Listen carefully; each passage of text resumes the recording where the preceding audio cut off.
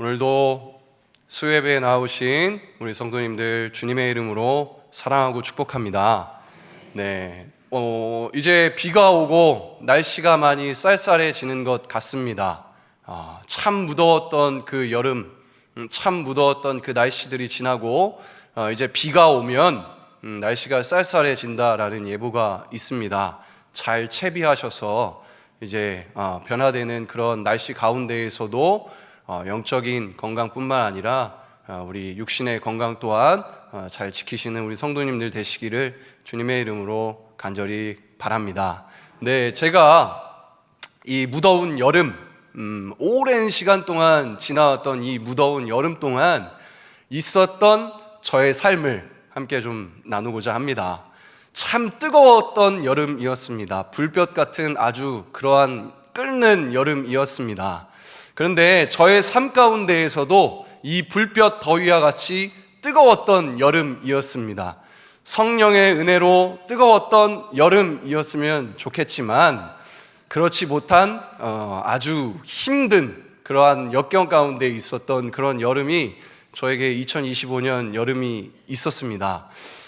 저에게 아이들이 있는데 그 아이들이 참 여름 내내 첫째가 아프면 또 둘째가 옮고, 둘째가 아프면 또 첫째가 옮고, 그리고 둘 다 아프기도 하고, 이렇게 계속해서 아프면서 저희 아이들이 여름 동안 그렇게 밤에 울고 떼쓰고 또 안아야 자고 이러다 보니까 제가 2달 동안 거의 잠을 들지를 못했습니다. 그래서 새벽 동안 밤을 새워서 아이들을 케어하기도 하고, 또 2명이다 보니까 제가 어떻게 혼자 할 수가 없어서 이제 아내와 같이 이렇게 아이들을 케어하기도 하고, 그런 아주 무덥고 뜨거웠던 그런 여름을 제가 보냈습니다.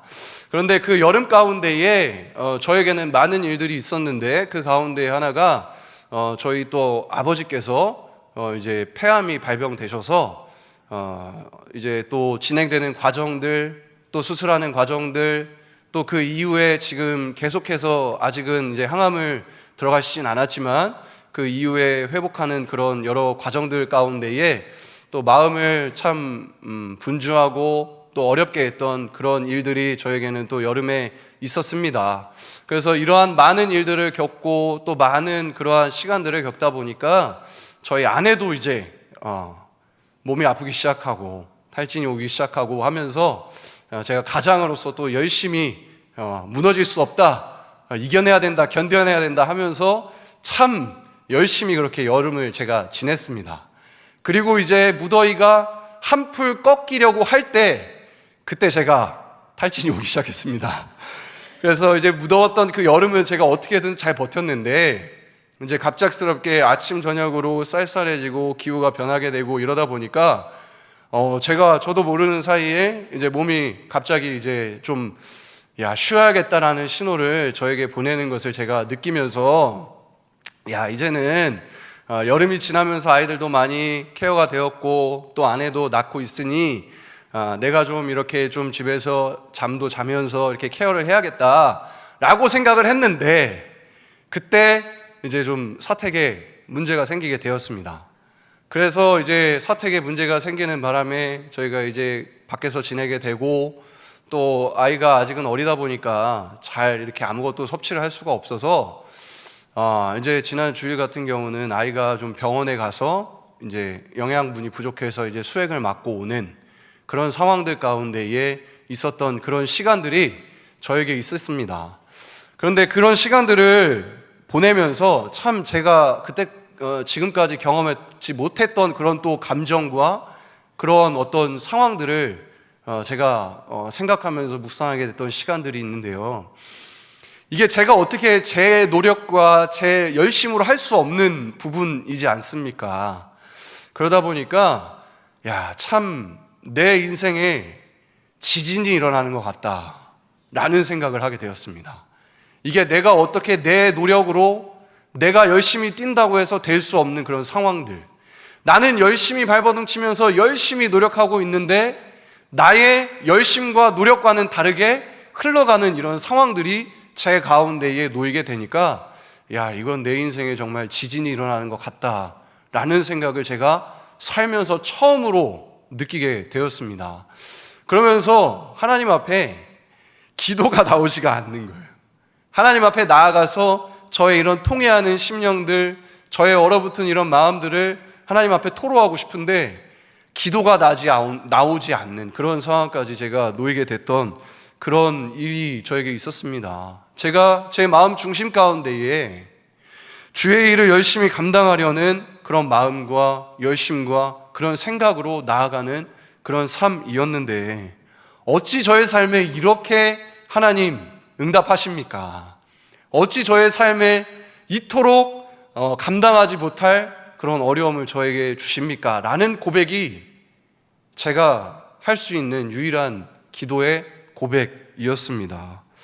원망하는 그런 마음도 아니라 그저 나아갈 수 없는 그런 탈진 가운데 있었던 저의 그런 상황들이었습니다.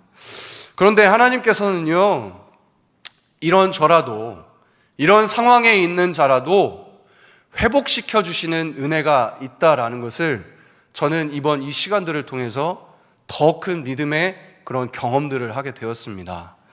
참 어떻게 저에게 회복을 시켜주시는가 하면 제가 하나님 앞으로 나아가지 못하니까 하나님께서 저에게 친히 사람들을 붙여주시는 그런 놀라우신 은혜를 경험하게 하는 귀한 시간이었습니다.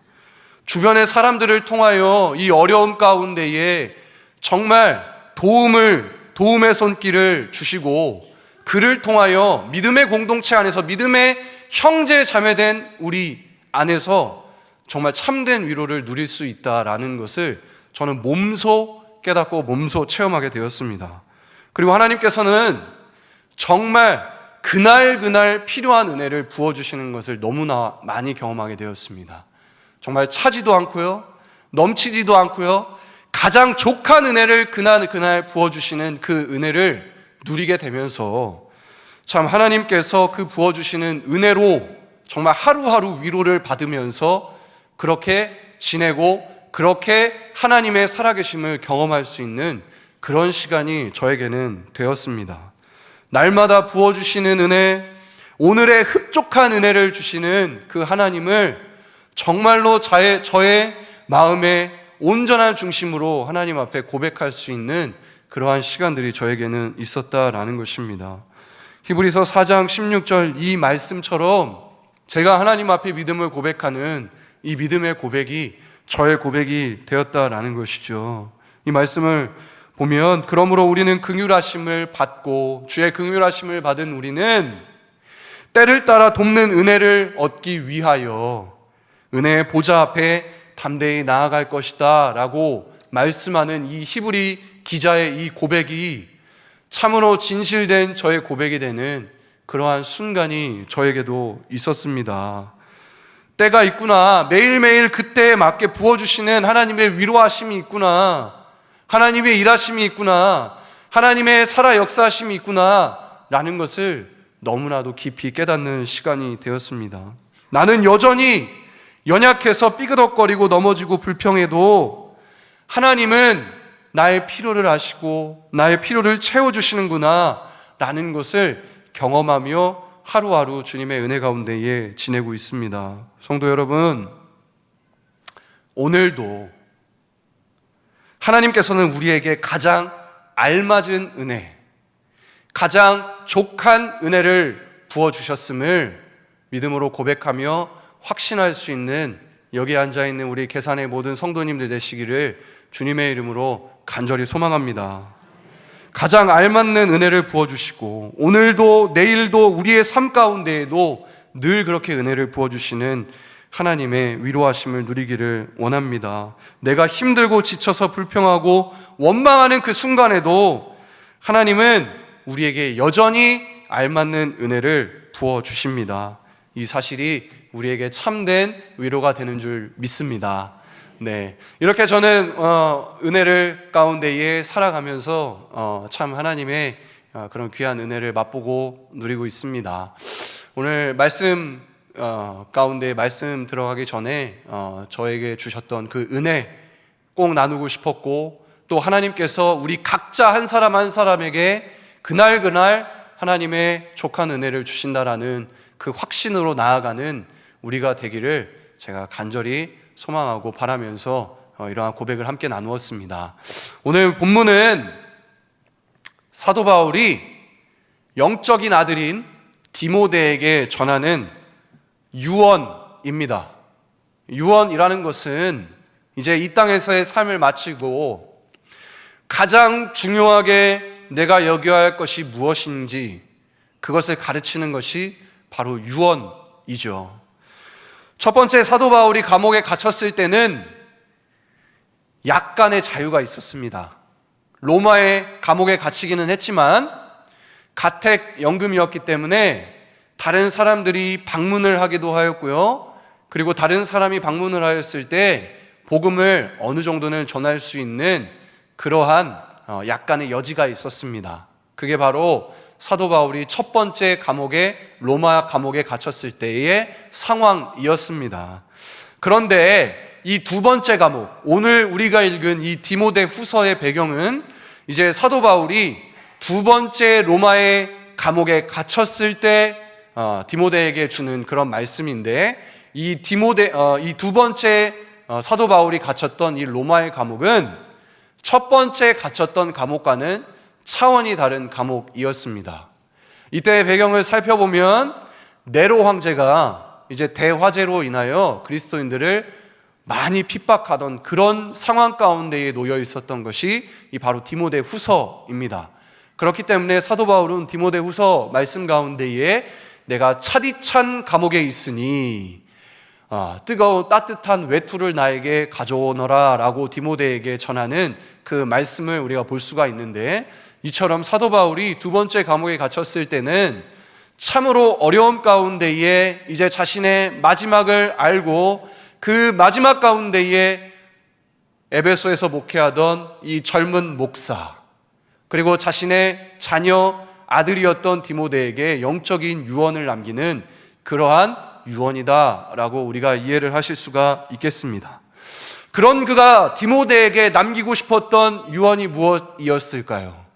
오늘 본문 말씀 가운데 살펴보면 세 가지로 제가 정리를 해서 말씀을 드릴 수가 있겠습니다.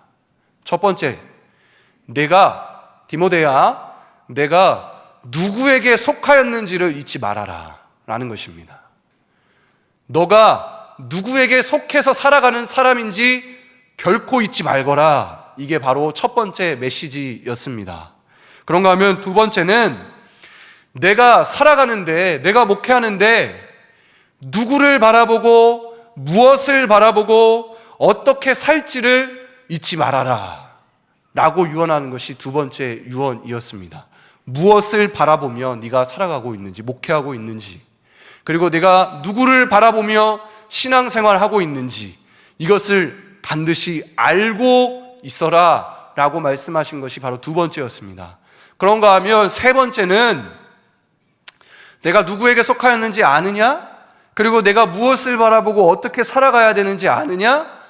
그렇다라고 한다면 너는 그것을 살아가라 라고 말씀하고 있는 것이 바로 사도 바울이 마지막 디모데에게 남기는 마지막 유언 메시지였다라는 것입니다. 오늘 우리는 본문 말씀을 통하여 이 세 가지에 대한 것들을 잠깐 살펴보는 시간을 갖도록 하겠습니다. 네, 본문 말씀 가운데에 2장 3절에서 6절 말씀까지를 우리가 함께 중점적으로 살펴보기를 원하는데요. 우리 교독하여 한 절씩 읽어보도록 하겠습니다. 제가 먼저